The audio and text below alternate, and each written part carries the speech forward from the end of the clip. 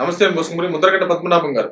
మరి ముద్రగడ్డ పద్మనాభం గారు వైసీపీ ఏంటానికి ఎంత ఇష్టం అందరికి తెలిసినటువంటి విషయమే. పవన్ కళ్యాణ్ గారిని ఆయన వ్యతిరేకిస్తారు. మరి ఆయన వెళ్లి అంబటి రాంబాబు గారిని పరామర్శించడం, జగన్మోహన్ రెడ్డి గారిని కలవడం ఇవన్నీ జరిగాయి. ఎలక్షన్స్ లో మా అందరికీ తెలుసు. ఆయన పవన్ కళ్యాణ్ గారు గెలిస్తే మేము కూటమి గెలిస్తే మేము ఏదో పేరు మార్చుకుంటామని ఏదో అన్నారు. ఓకే తీసేశారు. ఇప్పుడు ఈయన పరామర్శించడం ఇవన్నీ ఎందుకు జరుగుతున్నాయి అనేటువంటి విషయాన్ని చూస్తే ఇప్పుడు పవన్ కళ్యాణ్ గారు ఏంటి ఈయనకి బాగా కక్ష క్రోధం అనేది క్లియర్ గా అర్థమవుతుంది. ఎందుకంటే ఇంతకు ముందు కాపు సామాజిక వర్గం అంటే ఎవరు గుర్తొచ్చేవాళ్ళు? వంగవీడి రంగా గారు. ఆయన అయిపోయిన తర్వాత తమ వారసులు వచ్చినా కూడా ఏమి అంత ఇన్ఫ్లుయెన్స్ చేయలేకపోయారు. ఆ తర్వాత ఇన్ఫ్లుయెన్స్ చేయగలిగినటువంటి వ్యక్తి ఎవరు ఉన్నారంటే పద్మనాభం గారు. అంటే కొంతమంది ఉన్నారు కాపుకు సంబంధించినటువంటి ఈ పద్మనాభం గారు ఒకరు, ఇంకొక ఆయన ఎవరు ఉన్నారు సంథింగ్. ఆయన ఇప్పుడు పరిస్థితి ఏంటో తెలియదు.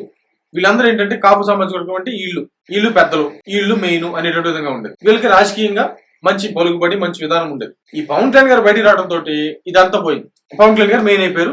కాపు సామాజిక వర్గం మొత్తం పవన్ కళ్యాణ్ గారు వెంట వెళ్ళిపోయింది. ఆ వెళ్ళిపోవడం, ఆ కక్ష కార్పణ్యం, ఆ క్రోధం అదంతా ఏమైపోయిందంటే జనసేన పార్టీ మీద వ్యతిరేకంగా మార్చుకున్నారు. పవన్ కళ్యాణ్ గారు ఎక్కడ నెగ్గాలో ఎక్కడ తగ్గాలో ఆయనకి బాగా తెలుసు కదా. తగ్గాడు, బ్యాండ్ పడిపోయింది. ఇప్పుడు ఆయన ఏం చేశారు? ముద్రగడ్డ పద్మనాభం గారు ఏం చేయాలో తెలియదు. ఇప్పుడు ముద్రగడ్డ పద్మనాభం గారికి సపోర్ట్ చేసేటువంటి వ్యక్తులు కాపులే తీవ్రంగా వ్యతిరేకిస్తారు ఆయన. ఇప్పుడు ఆయన వచ్చి వాళ్ళ పరామర్శించడానికి వచ్చి మాట్లాడినటువంటి విషయాలు చూస్తే అసలు మా నభూతో నా భవిష్యత్తు అంటే సమస్యలు దాంట్లో ఏంటంటే అంబటి రాంబాబు గారి కక్ష పూర్తిగా చేస్తున్నారు, అరెస్టులు చేస్తున్నారు, అది చేస్తున్నారు, దాడులు, అసలు అమానుషం, ఇది గుడ్డసలు మాట్లాడు. నేను మాట్లాడా అమానుషం. కానీ ముద్రగడ్డ పద్మనాభం గారు ఇంకో మాట్లాడారు. మరి వైఎస్ జగన్మోహన్ రెడ్డి గారి హయాంలో జరిగినటువంటి దాడుల సంగతి ఏంటి? పార్టీ ఆఫీసులు కూల్ చేస్తే పరిస్థితి ఏంటి? ప్రతిపక్ష నాయకుడి మీద దాడి చేస్తే పరిస్థితి ఏంటి? మరి టీడీపీ నాయకులు ఇళ్ల మీద దాడులు చేస్తే పరిస్థితి ఏంటి?